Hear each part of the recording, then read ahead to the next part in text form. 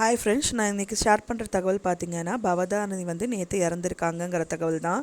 தேசிய விருது பெற்ற குரல் வந்து மறைஞ்சிருக்கு. இளையராஜா மகள் வந்து மலையாளத்தில் 1984 வந்து வெளியான டியர் குட்டிச்சாத்தான் படத்து மூலியமாக பாடகியாக அறிமுகமானார்.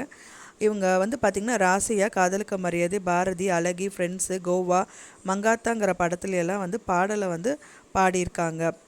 அமிர்தம் வந்து இலக்கியம், வெள்ளச்சி, மாயநதி உள்ளிட்ட பல பாடங்களையும் வந்து இசையமைச்சிருக்காங்க. பாரதி பாடலில் வந்து மயில் போல பாடலை வந்து பாடி வந்து தேசிய விருது கூட பெற்றிருக்காங்க. பவதாரணி எப்படி இறந்தாங்கன்னா, பிரபல இவங்க வந்து சினிமா பின்னணி பாடகி மட்டும் இல்லாமல் இளையராஜாவோட மகளுமா அவங்க இருக்காங்க. இவங்க பவதாரணி வந்து திடீர் மரணத்துக்கு காரணம் என்னன்னு பார்த்தீங்க அப்படின்னா, கல்லீரல் புற்றுநோய் காரணமாக தான் அவங்க வந்து உயிரிழந்திருக்காங்க. இது வந்து பார்த்திங்கன்னா ஒட்டுமொத்த தமிழ் திரையுலகமே அதிர்ச்சி வந்து ஆழ்ந்திருக்காங்க. இந்த இந்த நிலை பார்த்திங்க அப்படின்னா, கல்லீரல் புற்றுநோய் காரணமாக அவர் வந்து உயிரிழந்த தகவலும் வந்து நம்மளுக்கு வெளியாயிருக்கு. இந்த பிரச்சனைக்காக சரி செய்யறதுக்காக இலங்கை வந்து சென்றிருக்காங்க பவதாரணி.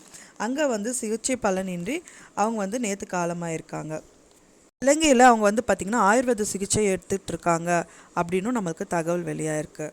அது மூலிமா அவங்க வந்து சிகிச்சை பலனின்றி தான் உயிர் வந்து இழந்திருக்காங்க. பவதாரணி இறப்புக்காக நிறைய பேர் வந்து இரங்கல் தெரிவித்து வந்துட்டுருக்க நிலையில் வந்து பார்த்திங்க அப்படின்னா, பாரதி ராஜா, அண்ணாமலை மற்றும் சிம்ரன் அப்படிங்கிறவங்க வந்துட்டு இரங்கல் தெரிஞ்சு வந்துட்டுருக்காங்க. பவதாரணி மறைவுக்கு வந்து எங்கள் வந்து குடும்பத்தினர் வந்து பேரிழப்பு என பாரதி ராஜாவும் கூறியிருக்காரு. இதை அடுத்து பார்த்திங்க அப்படின்னா, பவதாரணி மறைவுக்கு வந்து எதிர்பாராத நிகழ்வு வந்து ஏற்பட்டிருக்கு அப்படின்னும் வந்துட்டு அண்ணாமலை வந்துட்டு ரொம்ப ஃபீல் பண்ணி சொல்லியிருக்காங்க. பவதாரணி மறைவுக்கு வந்து செய்தியை கேட்டு மிகுந்த வருத்தம் வந்து வந்ததாகவும் வந்துட்டு சிம்ரன் மேடம் தெரிவிச்சிருக்காங்க.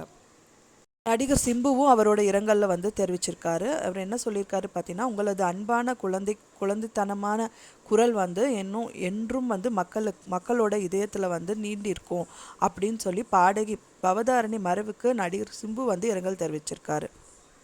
சிம்பு அவரோட எக்ஸ் பக்கத்தில் வந்து, நீங்கள் தூய்மையான ஆன்மாவாக இருக்கிறீர்கள், வெகு சீக்கிரம் வந்து சென்றுட்டீங்க, அதனால் இந்த நேரத்தில் வந்து இளையராஜா சார், சகோதரர் யுவன் குடும்பத்தில் வந்து வலிமையை அளிக்க இறைவனை பிரார்த்திக்கிறேன் அப்படின்னு சொல்லிட்டு அவர் எக்ஸில் பதிவிட்டிருக்காரு.